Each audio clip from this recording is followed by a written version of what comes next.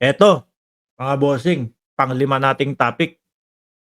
Marvin Bergado, shout out sa'yo. With matching sigaw pa ha. Magtatago kaya si Dutaes kapag aarestuhin? Incheck, eto yung mga incheck mga bossing. Eto talagang pambabastos na po sa Pilipinas. Tinitira ng water cannon. Wait po ha. Eto po. So dito sa balita na ito, mga kababayan, nakita nyo naman po yung pagbomba ng water cannon sa ating mga barko. Talagang sobra po ang lakas nun mga boss. Hanggang biruin mo mga bakal yung mga railings po. Kayang masira ng water cannon na yon. So ngayon mga kababayan, habang tumatagal ang balita, mas napapansin natin kung ano talaga yung motibo nila at gusto nilang gawin doon sa barko na yun. Kung bakit nila binabanatan ng water cannon. So ito po yung balita mga bossing. For viewers, ordinaryong tao na makikita na ang bandila natin tinitira ng water cannon, ito talaga napakasakit sa atin bilang Pilipino. Totoo yan mga kababayan, pero baka sa mga DDS hindi. Baka sa mga DDS okay lang yan.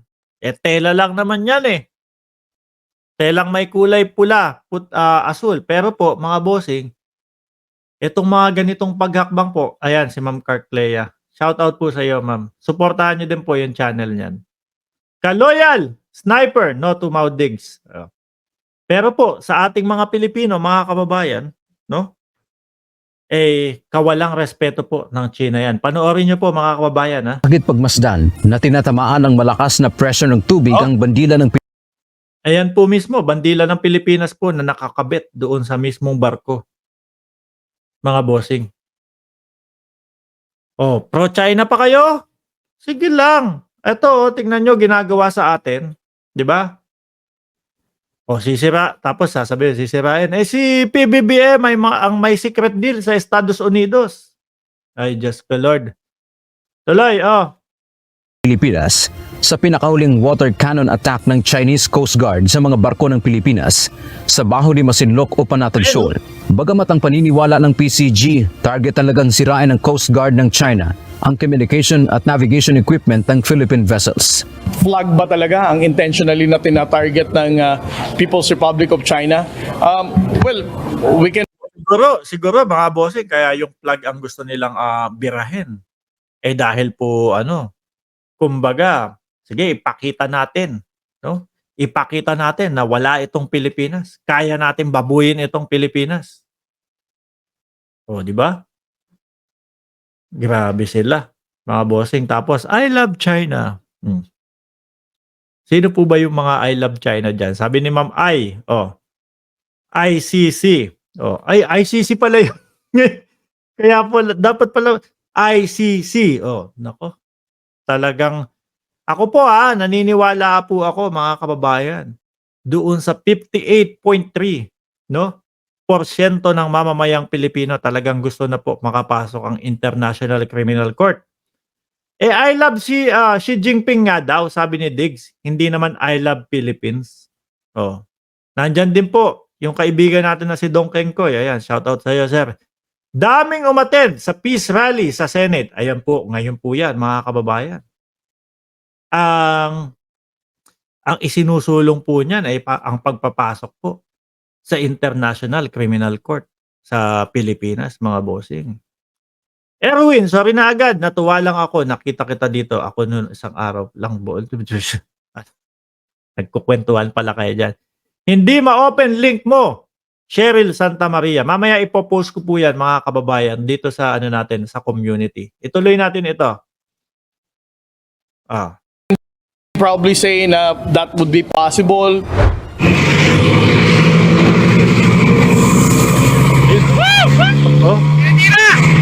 Makikita sa video na maraming pagkakataon na direktang tinamaan ng tubig ang Philippine flag. Una nang sinabi ng PCG na very fatal o nakamamatay ang pressure ng tubig dahil na lakas po niyan mga kababayan kapag kayan po ang ginagamit doon sa mga rallyista.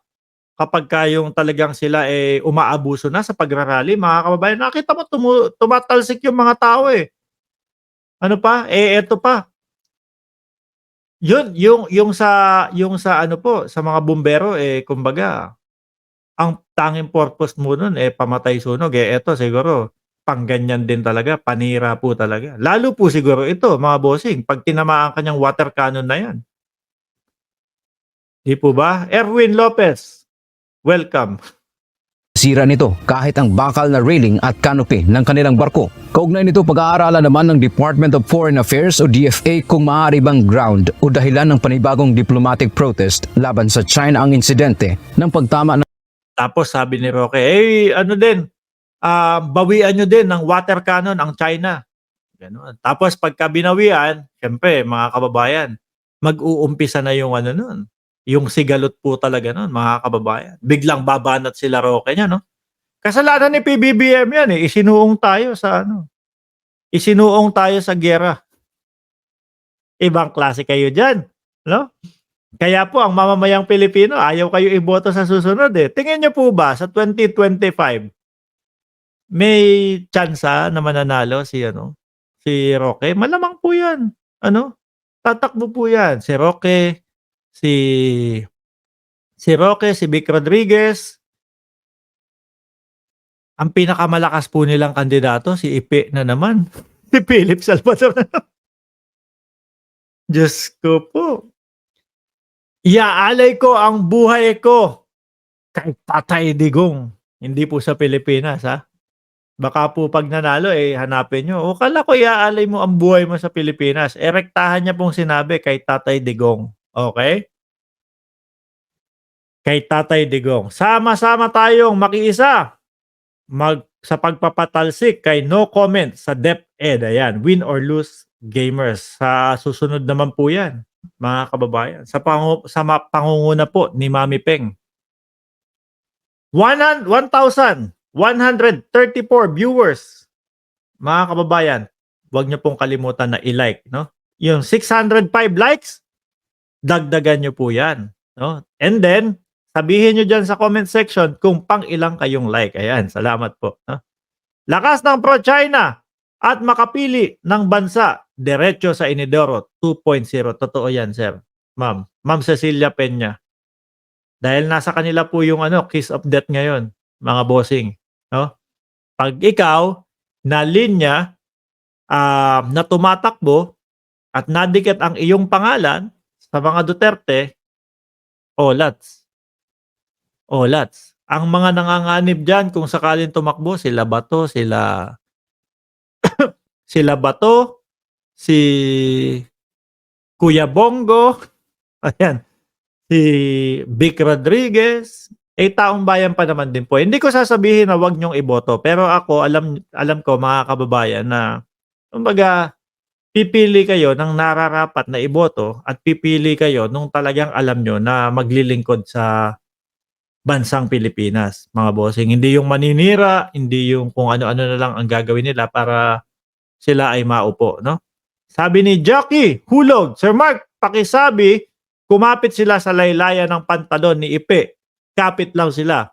Pag nakabitiw sila sa Inidoro, sila mahuhulog. Ayan, malamang po sa alamang, ano? Tuloy na po natin ito. ng tubig ng water cannon sa watawat ng Pilipinas. First, I think we have to investigate. It's difficult to actually already say this should be protested. Ayon kay DFA spokesperson Maria Teresita Daza, sa ganitong pangyayari, kailangan nila ng ulat mula sa ibang ahensya ng pamahalaan hinggil sa insidente. The report May nakapagsabi dito, yung sa carwash nga lang, masakit na eh. Yan pa kaya? Sabi ni Ma'am Jean Kogit, 638 likes na po. Thank you. Maraming salamat po. Number 35 daw po siya sa nag-like. No, good evening, Mark. Watching from Paramount, California. Stay safe and cool always. Ay, totoo po. Dahil dito naman po sa ating channel, mga kababayan, lagi lang tayong smile. Lagi lang tayong ngiti, ano? Doon lang naman po sa side ng mga DDS, yung medyo mainitin ng mga ulo, na kailangan laging may unloaded pin sa gilid nila, tsaka tubig na malamig eh. Mga bossing no? So eto, nako, sana hindi nyo po pakinggan, no? Sana po hindi nyo pakinggan yung sinasabi ni Harry Roque na gumanti daw po. ng water cannon sa China, mga kababayan. Eh hangga't maaari po, mga boss chief amo sir, no? Kumbaga, alamin yung mga posibleng pwedeng ihain na reklamo sa China. Pero pag binawian kasi natin yan, mga boss, yun ang hudyat, no? Na ito pong usapin dito, eh patungo po sa digmaan yun. Ayan, 1,095 viewers, mga boss, Chief Amo, sir. 53 minutes na din po tayong nagsasalita dito at lima na din po ang naitopic natin, mga kababayan. Ano po, ako yung nagpapasalamat at lagi po kayong sumusuporta at lagi po kayong nakaantabay dito sa Mark Ramos channel. And ulitin ko po, doon sa mga bagong pasok pa lang po, pwede nyo po itong panoorin, mga kababayan, ng replay. And doon naman po sa mga ngayon pa lang nakita na naka-live si Mark Ramos, pwede nyo pong i-subscribe o pindutin yung subscribe button dyan sa gilid ninyo and pindutin nyo po yung all na notification para lagi po kayong i-notify ni YouTube na si Mark Ramos ay naka-live na. And last but not the least, huwag nyo pong kalimutan bago tayo lumabas dito sa ating live stream na i-like ang ating video na ito. Muli po, sabi ni Herman Credo, pang 592 likes ako from New Jersey. Ayan. Muli po, maraming salamat and God bless po sa ating lahat. Oh yeah, sabi ng vlogger, may paluan daw ng tubo. Kahit daw po magpapalo ng tubo. Eh, wala naman pong katotohanan na may 300 na may hawak ng pamalo ng tubo doon. Paalam po and God bless.